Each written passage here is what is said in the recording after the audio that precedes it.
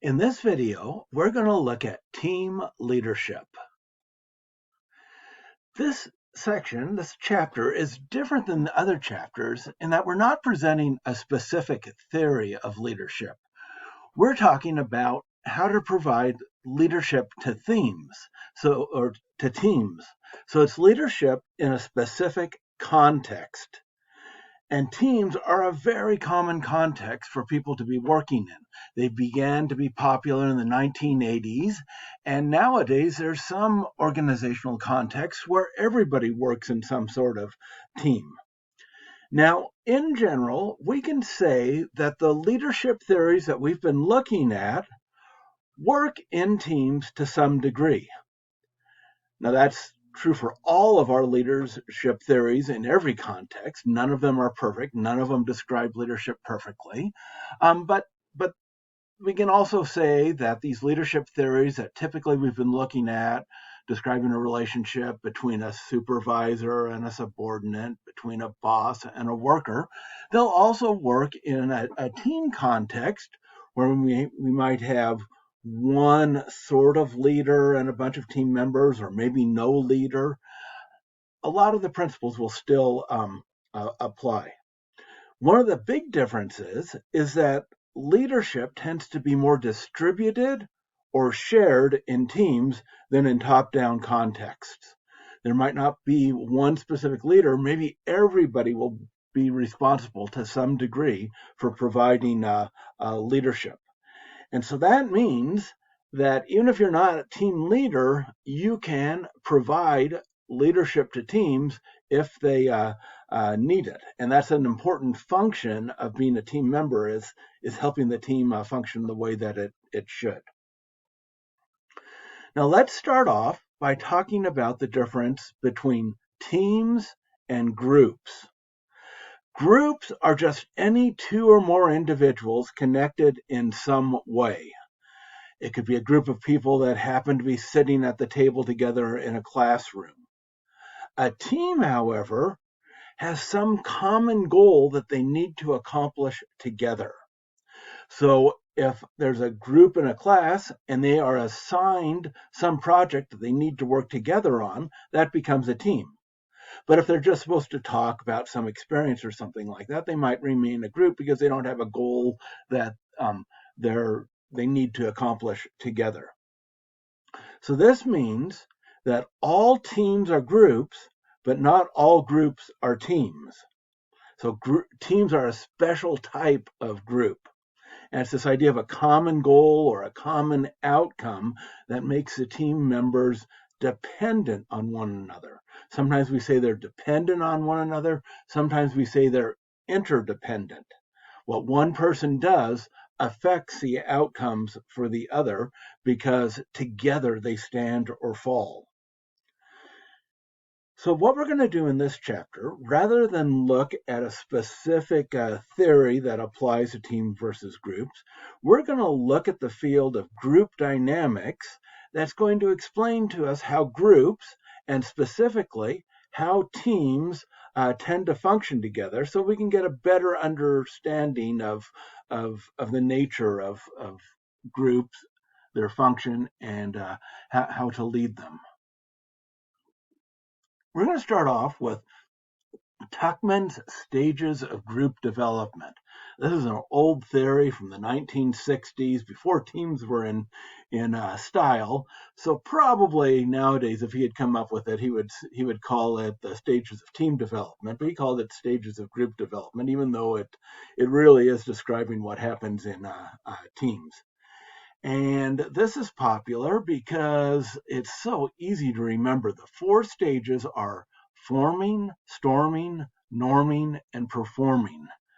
Well, they just rhyme really nicely there. Now, the first stage is forming, and that's when a group comes together.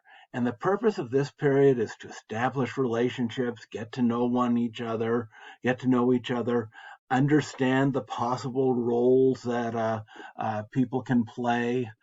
And some of the characteristics of this forming stage of teams or groups is that people tend to be a little bit worried. They don't know what to expect. There's anxiety. There's uncertainty. They don't know if this group's going to be a disaster or if it's going to frustrate them or if they're going to be able to do what they're supposed to do. And it's also characterized by politeness because you don't want to form bad relationships, so you treat everybody with a lot of respect. Now, personally, I think that's something that should go on throughout the process, but people naturally do it at the beginning and perhaps a little less naturally later. Now, in Tuckman's model, storming is the next stage. And so storming, that's like when it's windy and rainy and everything's going crazy. That's the period of conflict.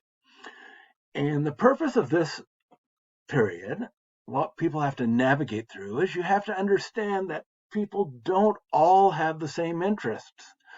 Some people even have conflicting interests. One team member might want this and the other team member might want that. And you got to understand the differences between the people, understand the differences between their values and how they respond emotionally.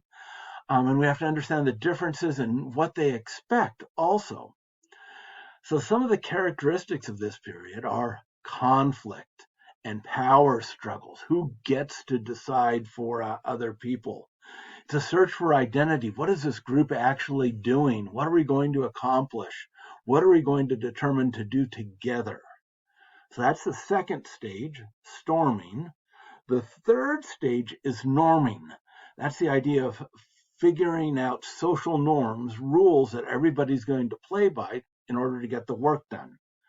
So during this period, people need to develop trust. They need to develop mutual understanding. They need to figure out what everybody's role is going to be. And some of the characteristics of this period are the formation of structure and the responsibilities become clearer. The team goals get clarified, and the procedures that people are going to use to accomplish these goals are laid out so that people know what they're supposed to be doing. And then finally, the fourth stage is performing, actually performing the tasks that need to be done, getting the work done. And that's what groups are supposed to be doing. And so if things go right, there'll be a free flow of information. People will really be helping each other out. There'll be efficiency. There won't be much wasted time and effort. There'll be effectiveness. The goals will actually be accomplished and the work will get done. So Tuckman phrased these 4 stages as kind of like a series of things that happen one after another. And in fact, that was really popular in the 1950s and the 1960s. We know now that stages don't describe what humans do very well. In reality, these 4 things don't happen one after another, forming, storming, norming, and then performing. They tend to happen all at the same time, sometimes more than others. For example, when a group first forms, there's going to be a lot of forming. But if somebody leaves the group and somebody joins, even if the group's been going a long time, they're still going to be forming, and you're going to have to integrate the new person into the group. Storming, sometimes there's periods of conflict and those get resolved, but then after things calm down, there's more conflict and things calm down, and it tends to be more cyclical. Norming is hopefully that happens whenever there's changes in groups and whenever the group has to figure out the right way to do things, whenever things change. Sometimes there'll be a lot of work on norming. Sometimes there won't be much, but whenever there's change, there has to be additional norming. And then performing, well, the goal is that happens all the time. And again, that will tend to be cyclical when things are going smoothly and we get a lot of things done. But then there's changes or conflicts or things don't happen. And again, the performing tends to be cyclical like the storming is. So even though these are called stages, don't think that they should happen one after another. They can all be happening to one degree or another at once, and Even if things calm down, they can come back.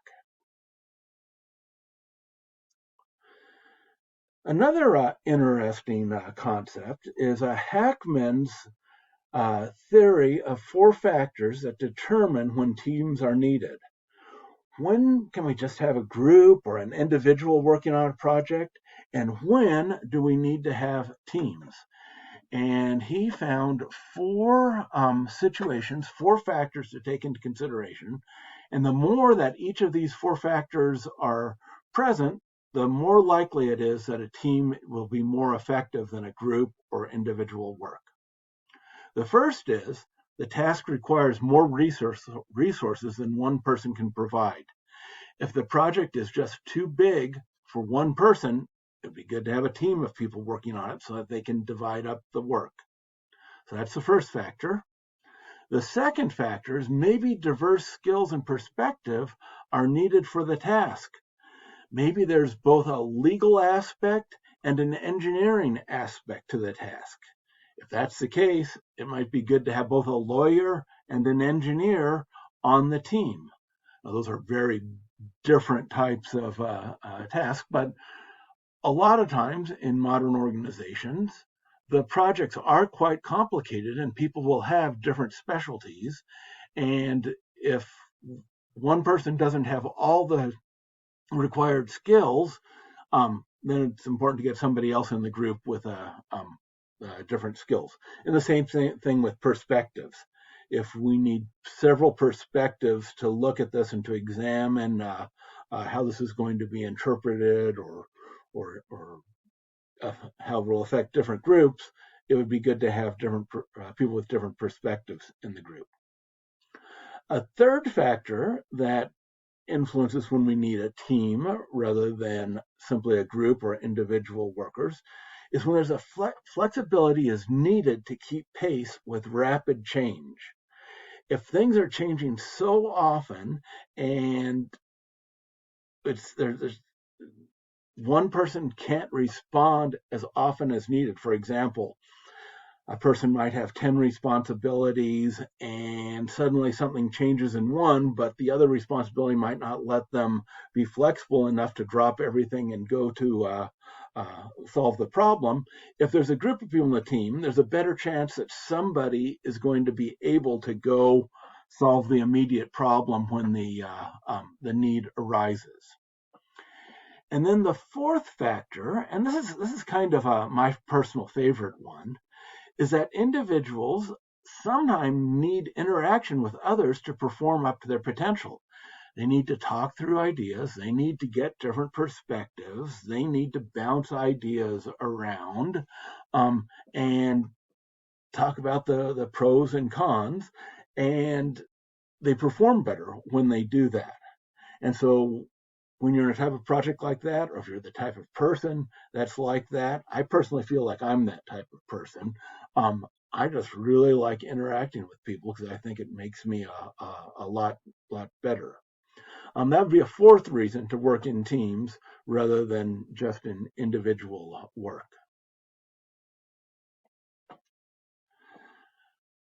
Another way that we can look at teams is by looking at the types of teams that exist in what's known as the authority matrix. This is again done by Hackman, and this table taken from the textbook. It's a little tricky to read. It's a grid, and all of the squares are have either X's or blanks. If there's an X in it, looking at each column, that means the team is responsible for it. If it's blank, that means the manager is responsible. So we have 4 different types of teams called manager-led teams, self-managing team, self-designing teams, and self-governing teams. And that depends on who has the responsibility for different functions. Is it the team's responsibility or is it the manager's responsibility? Let's take the manager-led team. So a manager-led team is you've got a manager, and the manager does all kinds of things. The manager decides what the purpose of the team is, what they're trying to accomplish. The manager designs the team, chooses the members to be in the team, and the the role that they're going to play in the organization.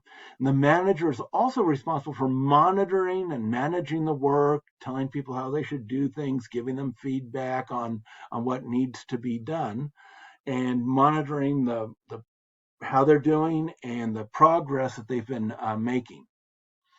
Now, what's left for the team to do? That's where we have an X here, an actual executing the task, actually doing the work the team members do. So that's the manager-led team. That's the team that has the most influence from a manager. The next type of team is the self-managing team, where the manager sets the purpose of the team and the manager designs the team. The manager sets up the team, but then once the team gets going, the team manages its own work, it determines its own processes and monitors its own progress and does all the work itself. The manager is pretty much there to get it started, but then the team members take over from there. A third type of team is the self-designing team. This is where the manager says, hey, you're going to be in charge of a team. Go make it happen. The manager says what the team needs to do, puts somebody in charge, and that person, or maybe a group of people, choose who's going to be on the team and the role that it's going to do, the problems that, or the way that it's going to relate to the rest of the institution, how it's going to influence the organization. And again, then they manage the work and execute the task. And so they've got even more responsibility for the work than in the self-managing teams. And then the final type of team is the self-governing team, where there's nobody that says, hey, you guys ought to go do this. Somebody gets the idea that, oh, we should undertake this project because it would be good for the organization. They determine what the project should be. They gather together a group, a team, and they decide what they're going to try to do. And then they work together on doing it and managing and monitoring it. And if things go right, it benefits the company.